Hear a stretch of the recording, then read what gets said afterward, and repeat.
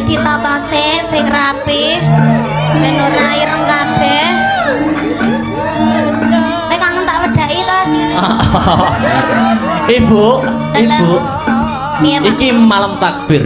Yuk. Malam takbir kuwi sunah Rasuleh.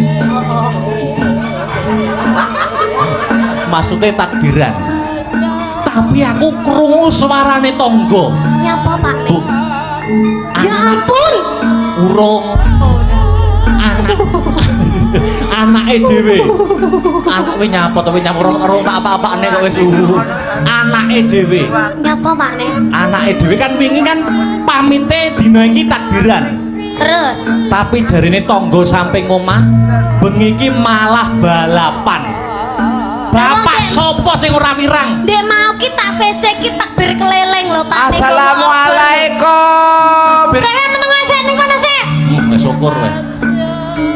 Pamite iki takbiran. Takbir keliling Ah, ki wis lho. mbok VC iki takbir. Wis tak VC. Jarine tangga samping omah ki lho. Jare tangga samping omah ki malah balapan karo kancane, dem-deman karo kancane. Larangan kok adalah perintah kaya bapake ngono dem-deman ngono. Wah, ora nek aku. Sapa wong tuwa sing ora wirang? Pencemaran nama baik jenenge awake dhewe malah elek ngene iki. Ya apa ora? Ya Allah Pakne wis gak pisan pindho lho ngono kuwi. Padahal sesuk bodo ran ning ngapuran saling memaafkan anake dhewe tetep gawe ulah. Piye ngono kuwi? Sampeyan iso ngomongi anake ora? Ya karo kowe ya, Bu. Iya, Ya karo turun. Lho lah kae. Nggih, minal aizin wal faizin, luputmu ya Dik, nak sepurane. Kualek cangkemmu. Luputku dhe sepira-pira aku njaluk sepura marang sederamu lho. Ngono. Luputmu Dik, sepira-pira luputmu tak sepurane. Bener kuwi. Sing tuwek akeh salahe, sing nom njaluk sangune. Nah. Nggo dhuwit ora? Wah, biar wae lagi pisan dipalak kowe. Sik genah, lemah lembut. Orang tua itu sebagai senior apalagi sampean ini gareng wis lama wis suwi ketemu aku yo gak pisan pindho wis main bola-balik ketemu enek peng 5 ya toh setahun pisan aku rong tau lho sing jenenge mbok sangoni pisan nek kamangka wong bar nyangoni aku rezekine mesti akeh Syukur kowe. Nyangane awakmu rezekine akeh. Sorry ye. Weh. Nyapa kok sorry ye iki lho. Ah bojoku dhewe ra tak sangoni kok ben modar kok. itu tidak boleh lelaki apa itu kayak gitu ndak boleh Seneni Nduk. Ngono wi ora oleh. ngono Mas Kok iso aku? yang dinamakan lelaki itu apalagi wis bebojoan wis nikah jenenge duwite wong lanang kabeh kudu bruk ning gone wong wedok bah kowe dintekne bah ora bah ditabung bah ora Nah ayo tuh rezeki lelaki. Ya Nduk. Ngono kupingmu wis neni. Raimu. Aimu dhewe.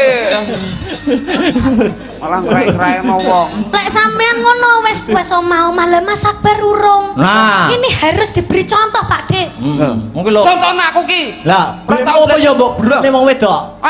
Duit apa ya mbok brune wong wedok? Alah bayarane mbah ngono. ngomong bayarane ora ndang ngomong ngono Ora bayaran.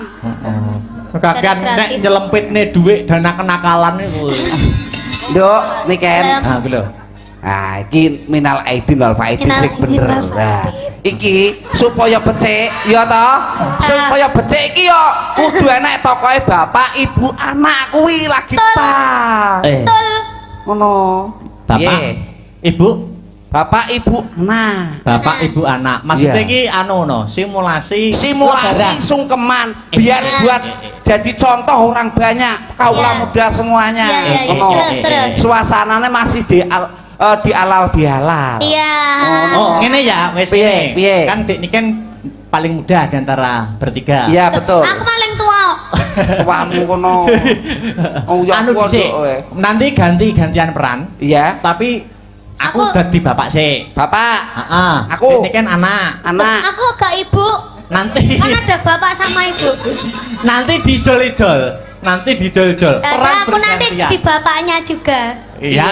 berarti aku punya no Hei. Punya apa? Punya apa toh kan? punya brengos Oh iya. Ya nanti ambil brengos saya nanti ya. Aku bapak sik. Bapak. Dik Niken anak. Anak. Mas Gareng ibu. Ah, Ya. nganggo kutung. Kamu pakai jilbab. Jilbab apa? Iya. Yo. Selendangnya. Selibatan sih. Jilbaban copot lah. Alah. Ini simmer loh. Lah simmer. Di tahun 2024 simmer. Iya. Kamu tahu gak Simmer. Aku dari Rambutnya diore ora iki? Diore. Yo. Iya no, iya. Diore. Kamu punya rambut. Heeh. Rambutnya yang di bawah. Iya. Rambut sing banyak kok aja kan yo Kok kaya. baunya badet toh Badek rambutnya. itu. Ini ndak keramas. Kamu ini, itu Bang. kalau ngomong itu yang cangkemnya itu yang jangan gitu dong. Apa? Ampunan. Oh, dalang kok dijejeli tangannya lho. Ya lagi iki jenenge dalang ora kajen ya iki. Biasanya aku dijejeli ya anu nih. Ah. Itu maksudnya itu. Ayo. Lah, ayo itu itu Ini ya. karetnya. Kudungnya dikasih kudung. Aku ini ada setnya enggak? Enggak ada Enggak set. set wi aku menungso kok set to, Nduk. Jamput. Wah, Jan. Ide ayune. Ya Allah Akbar kolu mbek iki. Ora apa-apa, gampet-ampet. Monggo ingkang badhe ngersakaken iki Oh, Mas. gampet-ampet. Gratis ongkir. Kir-kiris. Kamu ndak bawa kipas gitu biar cantik. Lah, penayu dah aja. Ya Allah, ya Allah. Gajian lah. Monggo ingkang badhe ngersakaken monggo 15.000. Sak pijete monggo. Ora ndek dhuwit ya sok mber apa-apa 5 wulan kas. Yarne. Masa mbok aku dadi genggek ngene. Genggek piye? Lah piye nyapa tawa-tawa? Ki meranke suarane wong wedok. Kamu kene. Duduk sini. Kamu jadi ibu dulu. Ibu. Aku jadi bapak. Mas Akbar malah ngono ya? Apa? Dek Niken. Iya. Mas Akbar saiki selerane maleh karo aku. Rapopo. Kamu jangan sakit hati ya. Rapopo Rita lek gelem jajal to sebulan golek ngono wae dipateni Akbar. Ora dipateni Sekarno Gunung Kawi kuwi ya. Mangsaku, ayo anu wae, ketoprak tipis-tipis. Duduk. Wah, iki. Jare Ramadan. Ya Ramadan. Malah, masa Ramadan enek ketoprak. Ramadan Jawa iki. Heeh. Oh, iki. Buah. Pakne. Apa bune? Ki wis lebaran. Ngenteni anak ya, ngenteni anak rene acarane sungkeman. Atiku karonto-ronto Pakne. Duwe anak wedok siji. Kok ya nganti sakmene kok urung sungkem karo awak sakloron to. Iya. Lambe godir. Matane. Ayo, lagi lho anake dhewe wis Lho, teko. lah kae anake dhewe sing teko. Ya.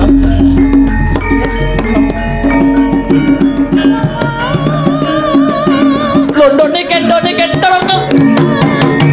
Dah.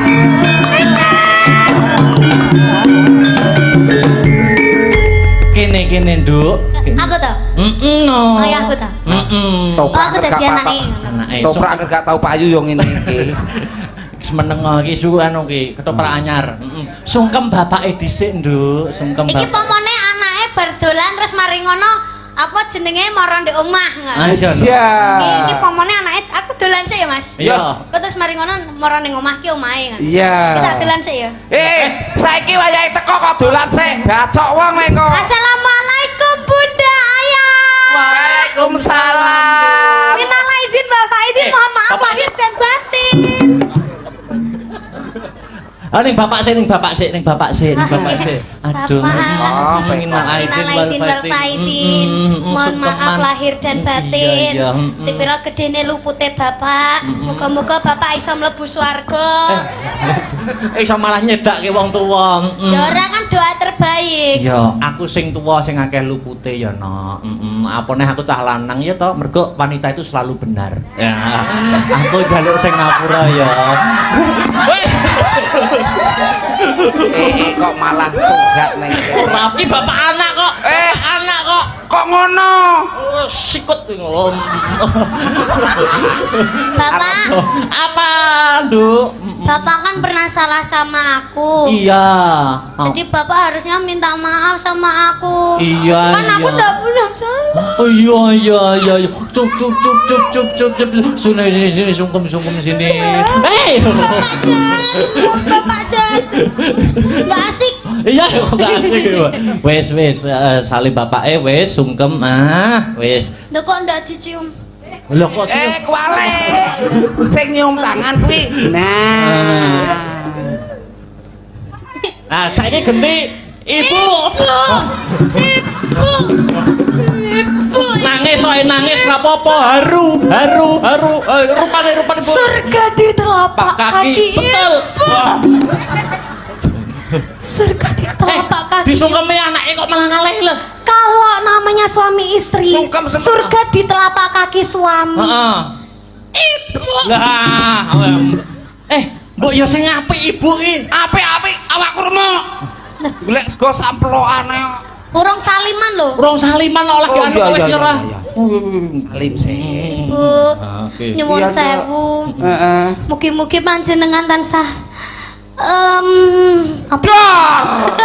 Aku ndak ndek salah Mbak Ibu ngarai. Ya ampun ibu nangis ya Allah. Ya Nangis Allah. rupane lho ya Allah nangis. Nangis ibu nangis diusapi. Gah, Ngapa ini? aku mau nang ngene iki dadi gue Oh ganti peran. ora kajen. Ganti peran. Ganti Kamu peran. nak jadi apa? Aku dadi Aku anak. sama anak. Iki bapak ibu. Iki ibu, Kowe bapak. aku Bapak. Aku anak sih ya. Oh, iya. Oke. Kowe metumu keri panggahan. Oh iya. Ya, mm-mm. Betulan sih. Aku anak karo ibu. Modar wong lur. Oke. Tedok. Gedung.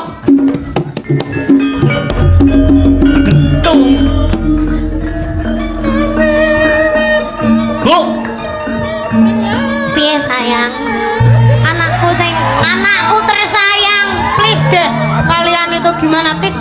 Anak ora apa-apa. Ibu. Dalem anakku. Ibu. Ket biyen ora nek perubahane. Ayo. Maksudnya ini kan kita sudah mendekati bulan Ramadan. Tapi kita kan besok kan sungkeman ibu. Iya. Aku kemarin mendengar dari suara tetangga, Kenapa, Le? bapak malam takbir malah karaokean bu. Mosok to, Le? Malam takbir pamite bapak ini malah bapak Bapak nyapa? karaokean. Bapak karaoke. Orang malah takbiran, orang malah menyambut Mosok tahun toh? baru malah karaokean bu. Bapakmu wi Bapak ini sing wajahe kaya nyambek wi. Gelem karaokean. karaokean. Ora malah ge nyangoni kowe. Ora belas bu, belas ora disangoni THR belas. Bapakmu wi. Mosok to bapakmu wi? Aduh dah. Belas. Kok tangga? Tada.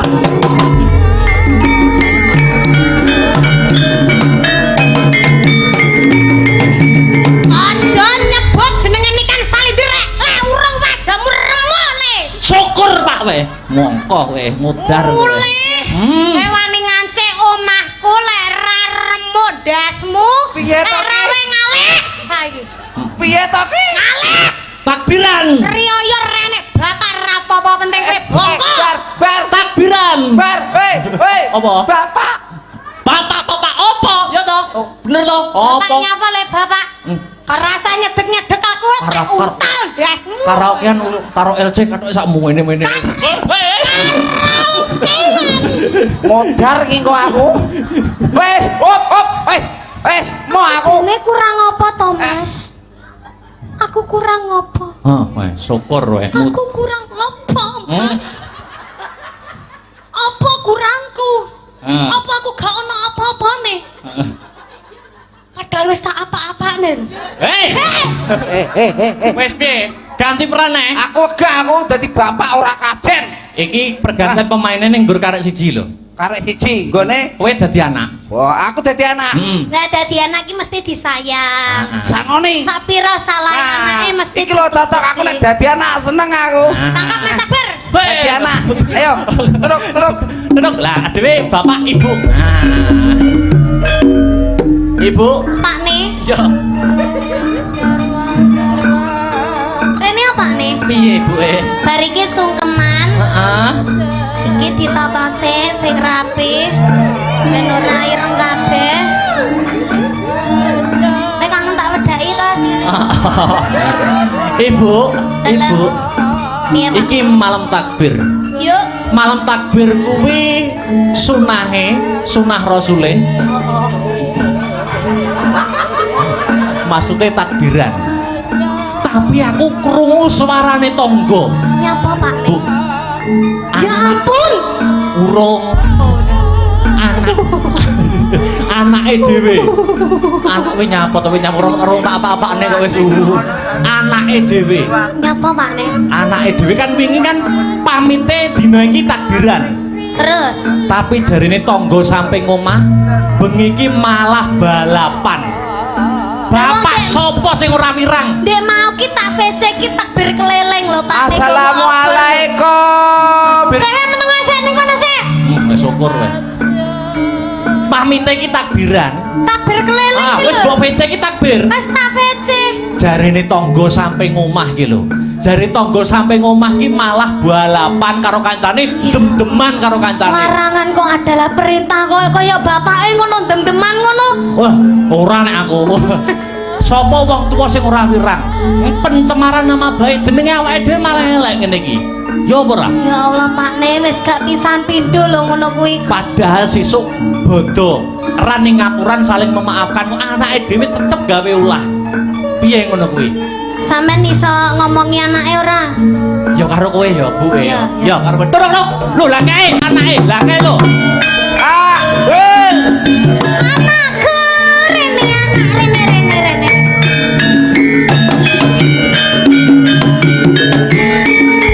Kangen di. Takbiran. Kangen di. Takbiran, Bu. Kangen di. Takbiran. Kamu tekan di. Takbiran. Tekoni cangkeme ngomong ya nyanyi. Muter kowe. Takbir apa takbir? Takbir apa takbir? Ding ding. Bu aja kene Bu.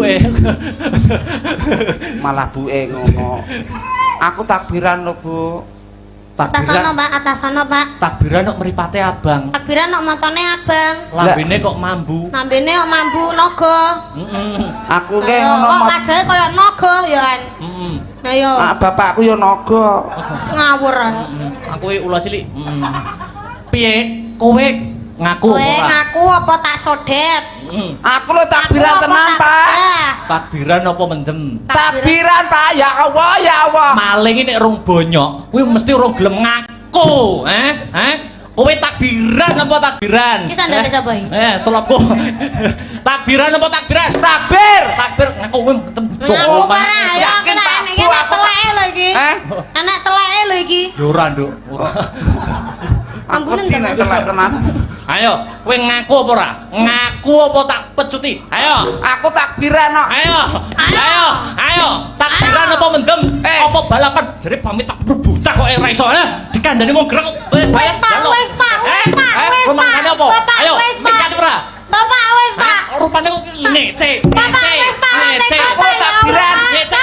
Aku bener lho. Wis Pak. Tak aku apa sing mateni Pak?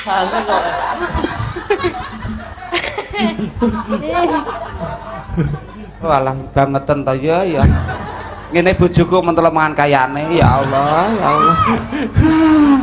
Piye? Mangko dindi gak bener, bapak ra bener, mak ra bener, anak ra bener. Dilanjut apa lagi?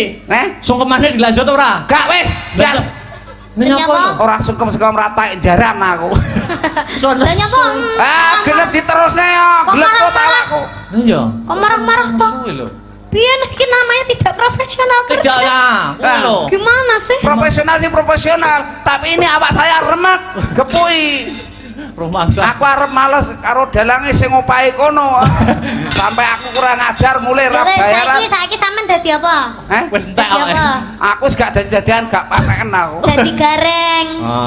Dadi gareng. Topine digosik to, topine digosik. Ben Heeh, nek ngono malah ora kaya gareng. ben ra kaya Power Kuwi lho Rangers. jane rinjinge sapa kuwi jane iso digawa ning dhuwur panggung iki lho. Bah rinjinge nggon rias mau. Mawur ngene tuan rumah barang mbok gawa. Ora, ono kok. Tasik sapa kuwi? Tase simer-simer. Tak ngadai sandal lumayan. Topine digosik to, topine gareng lho. Heeh. Dikerencet sik. Ngono. Walah alah kaya ayu-ayuwon mangsamu. Kowe iki kaya penyanyi rock ngono kae. Terus karo rambutnya di apa? Diure, dijambak. Diure terus dijambak. Ayo, wah, piye? Kok nyambut gawe rong ngantek anu suwi kok wis rupane celonengan ki lho. Ora perkara kuwi lho diobo-obo awakmu karo niken iki. Ya ora ya sepurane ya Pak De, sepurane. Sampeyan kasine iki ganteng. Lho. Lahir batine apik. Estu niki. Iki lho seksine. Awak dhewe iki ketemu ya ora pisan pindho ning wis peng 5 ya ta. Peng 6 iki. Sampeyan ki tak akoni apik. Apik. Wong cilikmu biyen jembluk sing ngomong aku, Nduk. Nggih, astu Mas. Oh, nggih ta? Nate didusi kalih niki nggih riyen. Lho, dileblebne ning jeding, dileblebdusi aku. Menengo sik, menengo. Dileblebne ning jeding Mas anggitmu Mas ya Allah Mas disiksa Mas. Kok kejemen to? Kok kejemen? Mosok cah cilik lho Mas dileblebne to Mas. Ning padahal awakku panas lho Mas. Dileblebne ning jeding ngono kuwi. Niken. Ya Allah kok. Niken. Bareng gede ngene iki ya. Kadang no Mas aku lek gak mentalan ngono kae no tak kei dhuwit. Terus tak andokne soto ngono padahal cilik aku dileblebne Mas ya Allah. Mbok andokno soto aku wis tuwek ra ndek bam nduk ora das riwak. Biyen jajal cek ra ngandang andokno. Ngaku mangan soto Pak kowe mangan sok goyal gayir ngiwon. Ya kok tangane mesti ngene. Lah iya. Iki ngono nandakno gareng tangane cekot. Oh. Tangane cekot duwe maksud gareng ora gelem nyolong jupuk weke liya. Oh. Iya. Sampeyan ngerti gak iki mau acarane apa? Acarane ulang tahun pernikahan. Ulang tahun pernikahan yang ke 27. Semoga sehat selamat wilujeng. Amin. Panjang yuswanipun. Awet leh momong anak putune. Berkah barokah. Angsal rahmatnya saking Gusti Allah. Amin. Ini yang dipengeni semua banyak orang. Bersing karasaning sun dening kanyut manis elingira Gusti. Roning kamal mirah ingsun semira do ing muni sidat agung ing narmada sajroning aguling menawi mboten klentu ing pamawas menika bendara kula ing Plongkowati Raden Abimanyu ingkang kepareng rawuh. Iya Wa Semar, bekti kula katur nggih Gus. Wa Semar wis ndak tampa. Wonten wigatos ingkang pundi ndara dene paduka Kestu rawuh wonten Karang Kadempel mriki. Tak kira Wa Semar kang bisa ngudari reruwet madhangke pepeteng iki. Punapa ingkang dados sundraning prakawis Gus? Ampun ngantos slendro ingkang dados manah handika ora ana sing tak penggalih. Kejaba mung murcane Kanjeng Rama Harjuna saka kasatriyan Madukara. Murcane Kanjeng Rama Harjuna wis ana tricandra utawa 3 wulan iki Wa Semar. Sapa ae?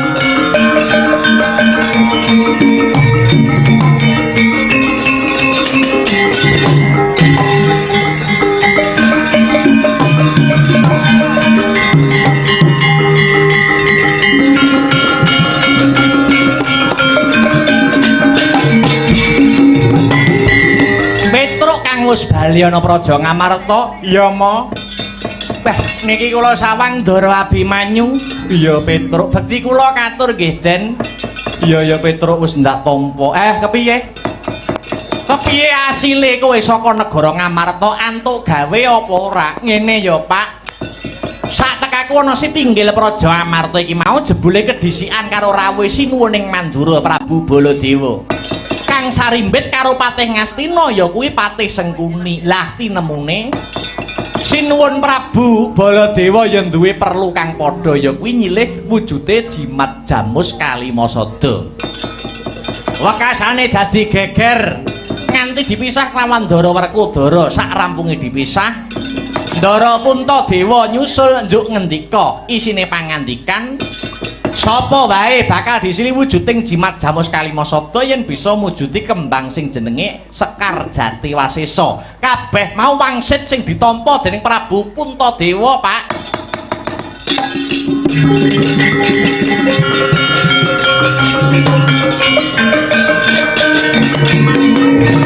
Sekar Jati Wasesa iya, Ma. ate angel men sarate. Uncung nganti gelung aku lagi krungu iki kembang kok jenenge Sekar Jati Wasesa. Wa Semar, pripun Ndara?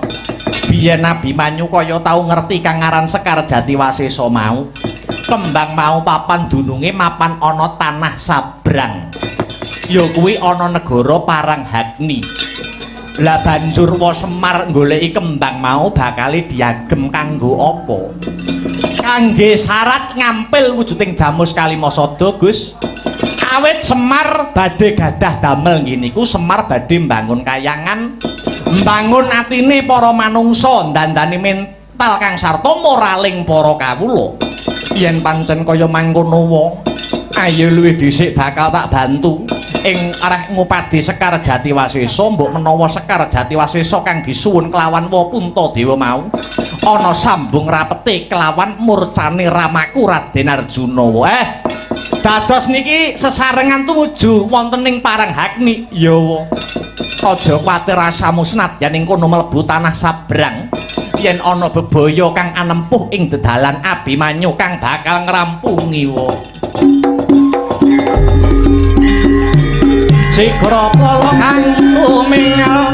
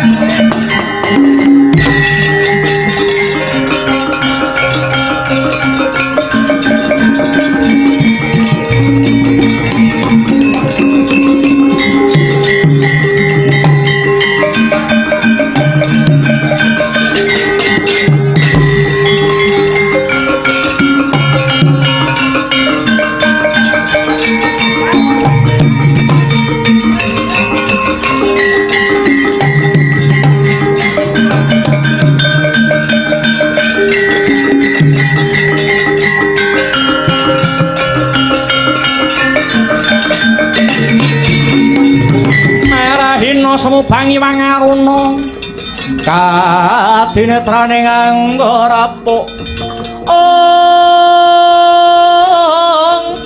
sabaning kukila ringgane goro saketer kidonganing kunglir wuwu sing pinepanca patupat durung adol aku saka praja Paranghagni iki lah kok kepepek ana satriya bagus dedeke ngringin sungsang pengawake Gwaya Teja memper kaya sajroning pangimpenku jenengmu sapa Raden? Satriya Plongkowati ya Tanjung Anom kekasih Raden Abimanyu. Raden Abimanyu? Iya, paduka ingkang kula upadi Raden.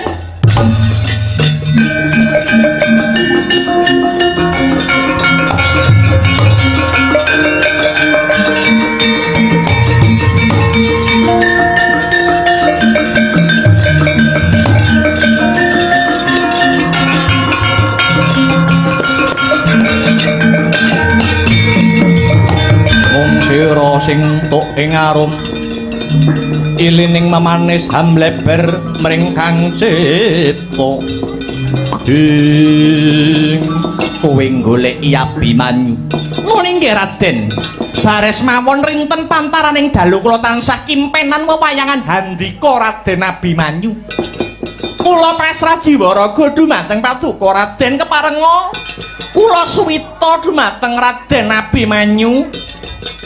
Kok ya ana ya, Gong. Wong wedok ngelamar wong lanang dhisik niki. Ayo nek ora ngrumangsani lho. Ndara Abimanyu priyayine bagus sing wedok rupane mringis. Piring kesampluk teklek, raine gluwing sikile mlethek kuwi. Kusik to. Kowe kuwi jenengmu sapa lan saka ngendi pinangkamu? Kula midhal saking Praja Paranghagni. Dene wewangi kula Pandahana Sari Raden saka Paranghagni lakar kasinggihan. Bebana punapa ingkang kedah kula wujuti? Badhe kula sembadani Raden. Paduka nyuwun menapa waton saged sesandingan kalian Raden Abimanyu punapa kemawon badhe kula wujuti? Aku ora butuh Mas Picis Raja Brana nanging aku mung nyuwun pitukon wujude Sekar Jatiwasesa. Manut kabar kang sumebar pawarta kang marata, Sekar Jatiwasesa mapane ana negaramu Paranghagni. Leres dawuh handika Raden. Paduka ngrasakaken Sekar Jatiwasesa, iya aku mung nyuwun kuwi Daunasari. Sumangga kula kanthi wonten negari kula Paranghagni Paduka Raden kula aturi methik piyambak Raden.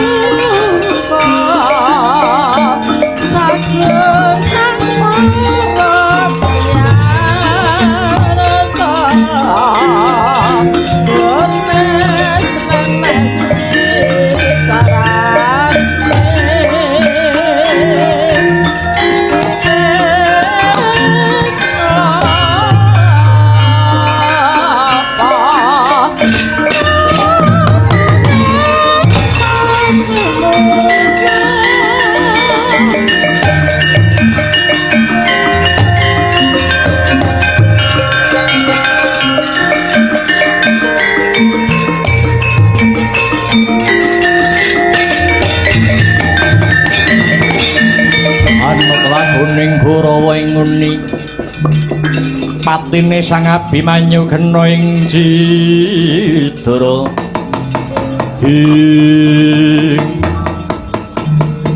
Wa Semar iki wis tekan ana jroning Praja Paranghagni. Sarta wis antuk palilah methik wujuding Sekar Jatiwasesa. Kadose kula sawang nggih tenginggil nika sing diarani Sekar Jatiwasesa. Iya wa Semar yen wis kelakon ndak pethik wujuding Sekar enggal-enggal lumayu bae saka papan kene aja nganti Abimanyu rabi kelawan Daunasari kang baku. Sekar Jatiwasesa wis diantuk kinarya syarat wa Semar bakal ngampil wujuding Jamus Kalimasada.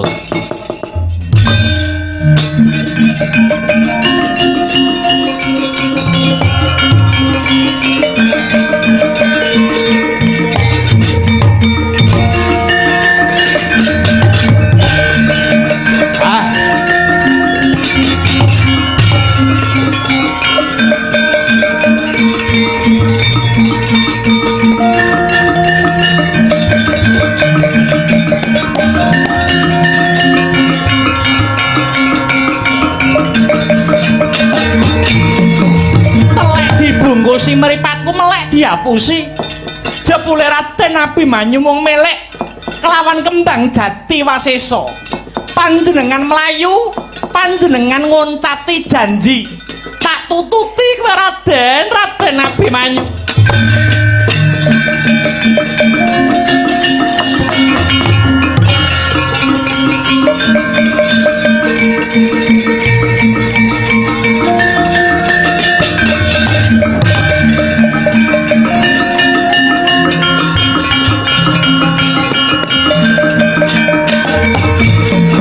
Antya ingkang winuwus Prabu Gorodana ingkang ngupadi mentare kang rayi Daunasari yen Cinandra gumricik swarane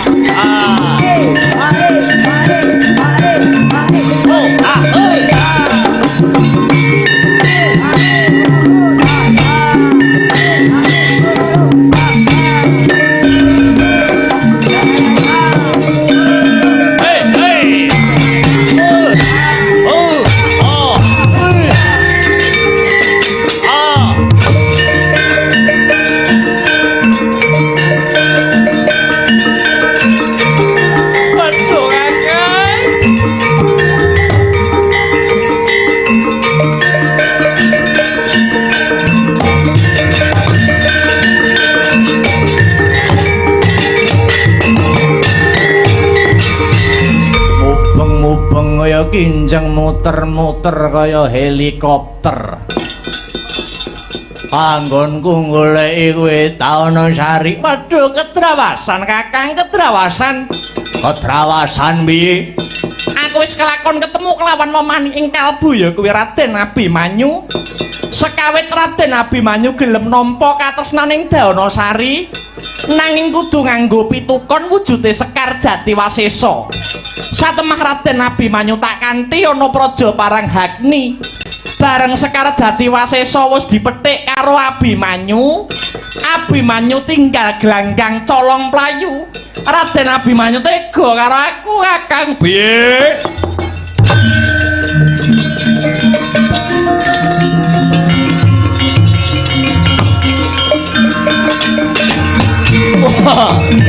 Ancen gue biyen-biyen durung nate tak kandhani kalamun to Sekar Jatiwasesa kuwi mujudake simbol kawibawan adeking praja Paranghagni.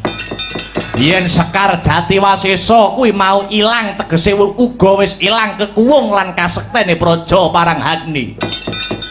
Kowe pancen durung nate tak kandhani babagan iki nanging jeneng sira Yayi wis tak wanti-wanti aja cedhak-cedhak karo trah wong Mandura. Apa maneh duwe gegayuhan sambung asmara kelawan tedhak turun Mandura. Sega wis dadi bubur. Digetunana ya ora arep ngowahi kahanan. Yen lakon wis kaya mangkene kepiye munggo becike Kakang tak oyake Abimanyu. Wani nyolong kembang Jatiwasesa padha karo nantang perang karo wong Paranghagni bedah negara Ngamarta.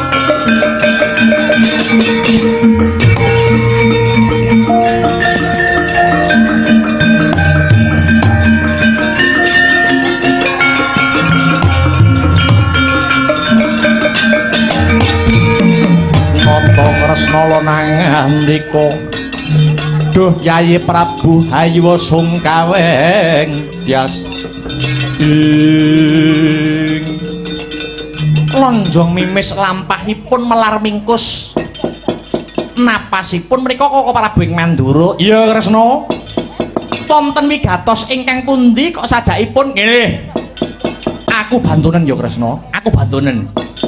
Sekawit aku bakal ngampil wujuding Kalimasada marang Yayi Prabu Puntadewa nanging jebule sakliyane aku bocah Karang Kadempel si Petruk uga bakal ngampil wujuding Kalimasada. Satemah dredah munggahe Pancabakah. Petruk arep tak tamani pusaka Kyai Nenggala lan Lugara lah kok pusakaku loro iki muspra Kresna. Gamanku ilang iki piye Kresna? Kira-kira pusakaku mapan ana ngendi? Mangke riyen to Koko Prabu? Lah kok paduka Koko Prabu ngampil Kalimasada niku mengku sedya ingkang pundi? Krana aku tinangisan Yayi Prabu Duryudana. Negara Ngastina samengko lagi ketaman pagebluk Mayangkara kudu diruwat sarana Kalimasada. Lah dene Petruk kuwi nyilih Kalimasada ki kanggo bapake ya kuwi Kakang Semar anggone bakal bangun kahyangan Kresna. Koko Prabu paduka ditangisi Yayi Prabu Duryudana menika janjanipun namung pangreka dayanipun para Kurawa. Awit menawi Kalimasada sampun diregem dening Kurawa tegese Pandhawa sampun boten gadah dasaring negara ingkang dados simbol kekuwataning praja. Waduh ya Yayi. Banjur piye carane aku kudu nebus kaluputan kuwi iki Di? Nenggala lan Lugara tinemung mingking ingkang baku paduka Koko Prabu kedah sabiyantu Kakang Semar anggenipun kagungan sedya luhur badhe hambangun kayangan bangun jiwane para manungsa. Ya manut Kresna, monggo kula kanthi tumuju wonten negari Ngamarta liwat tepining lepen tempuran ingkang wening tirtanipun.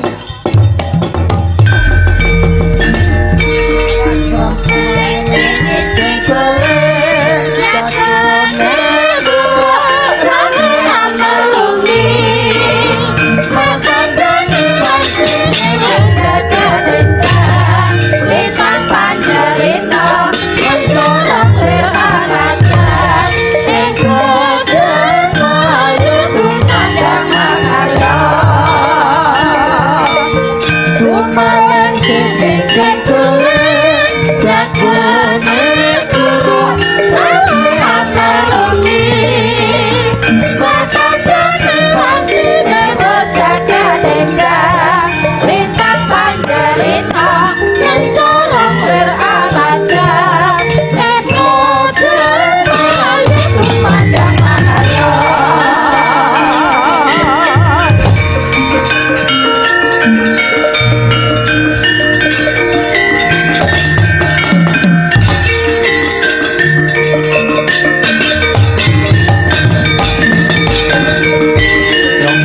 Ngarta saking kutha Sakuradala yen tanah mutusa sang sri Kakang Semar kang prapaning setinggil ngamarta. Inggih Ndara. Kula sampun saged mujuti ingkang winastan Sekar Jati Wasesa Maragage. Aturna panjenengan ingsun enggal tak ampili wujuding jimat Jamus Kalimasada.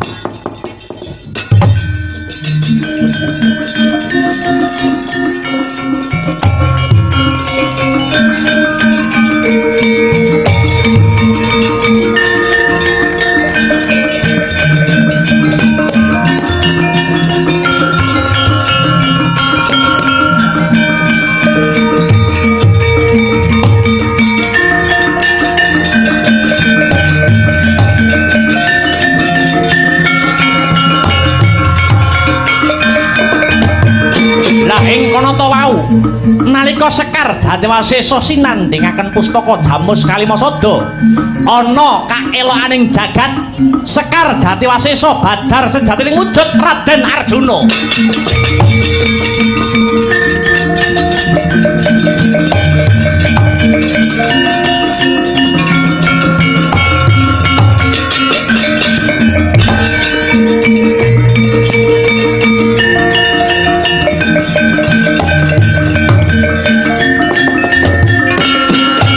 Ilahing sekaring bawana langgeng titah ulun ger Puntadewa aja hayo kaget ulun Bathara Indra kang nyingetake utawa ndelikake adimu panengah Pandhawa si Arjuna.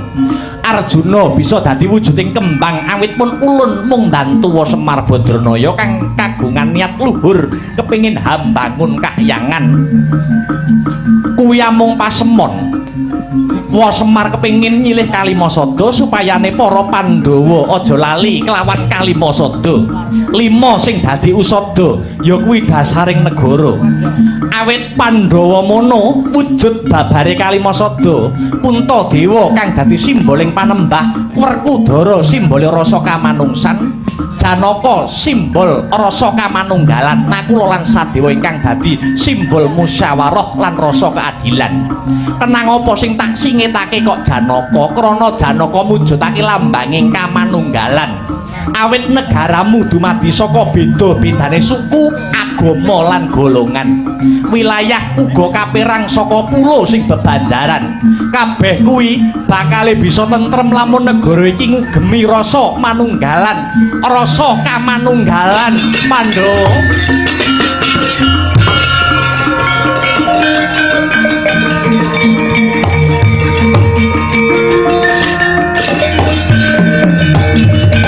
Janaka kang wis timbul nun inggih Kaka Prabu. Kula dipun utus kaliyan Bathara Indra salin wujud dados Sekar Jati Wasesa ing sedya bebantu Kakang Semar anggenipun badhe hambangun kayangan. Syukur seketi jumurung. Sinuwun Punta, Semar badhe garis ngandhapi menapa ingkang dados ature Bathara Indra. Janjane kula niki nggih mboten badhe ngampil wujuding Kalimasada kok Ndara. Kula ngampil Kalimasada niku namung damel pancatan kula mbangun kahyangan ngemutaken dhateng Sentana Praja ampun ngantos supe dhateng Kalimasada utawi dasaring negara. Punika kedah digondheli sing kenceng supayane negarane tetep tentrem, kawulane tetep ayem Gus geger Jawi.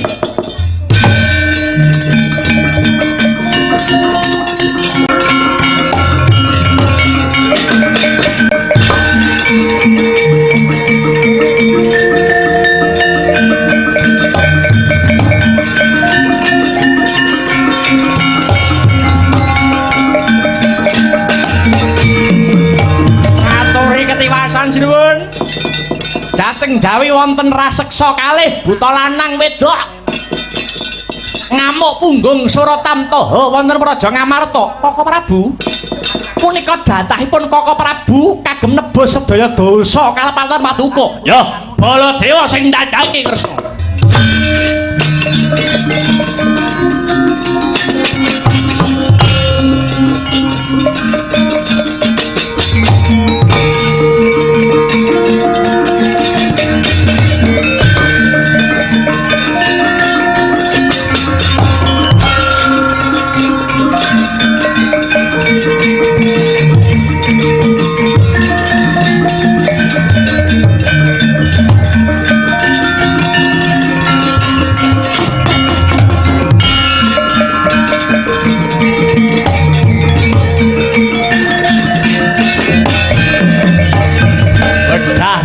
Ngamarta.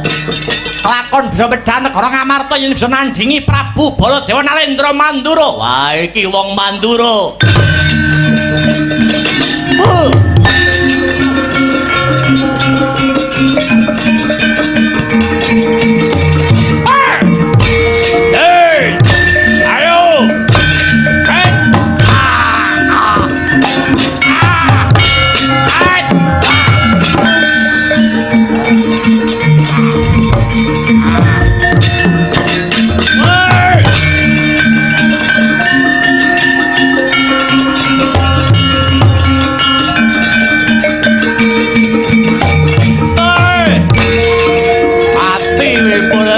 Ratu Mandura.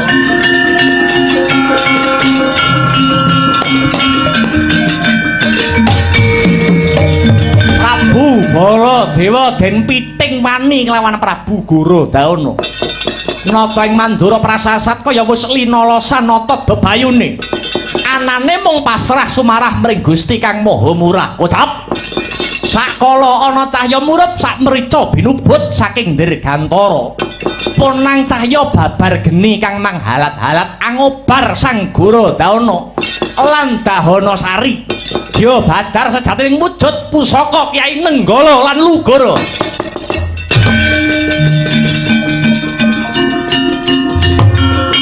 Sampun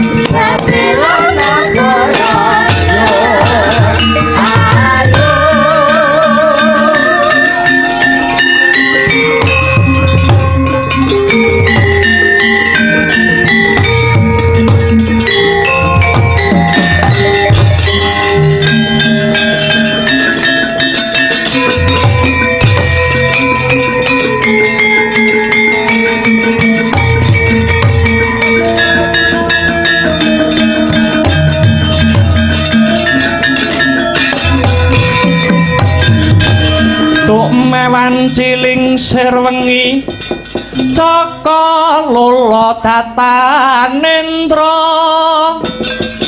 mlundung ijening amben banget ngonira nalangsa kaya den pinilara wong tininggal popo biyung wong tininggal popo biyung susah dadi Joko Lula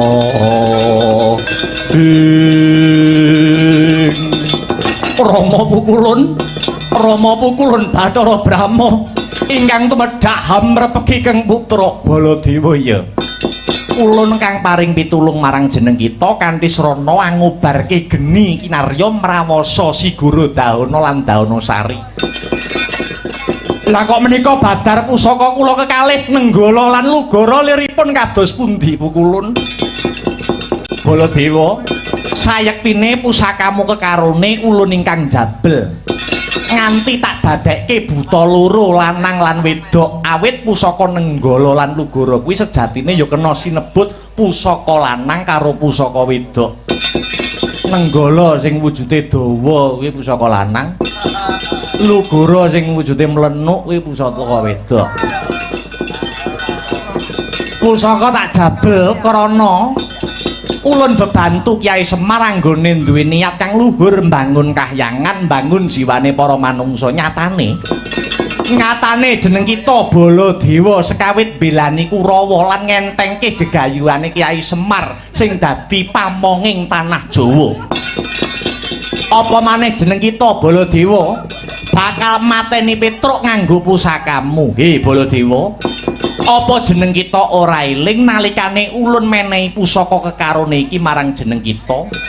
Ulun wis meling pusaka iki kanggo srana memayu hayuning bawana. Njejekake lajering kautaman. Ora kanggo srana sewenang-wenang. Waduh, kula nyuwun pangapunten Bu kula awit saking putunging raos cubluking pangertos ngantos Baladewa tumindak ingkang nalisir saking bebener. Pusakamu kekarone wis bali gunakno kanthi bener becik. Njaluka pangapura marang Kyai Semar.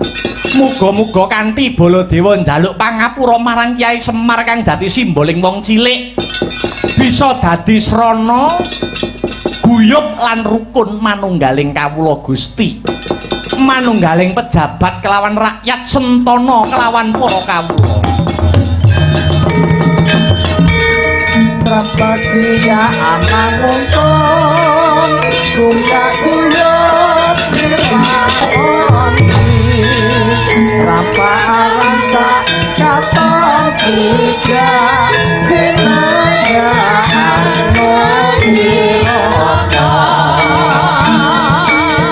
Srampakia anak untung Gungga guyup dirwakoni Rampa-rampa katon siga Sinaya wirana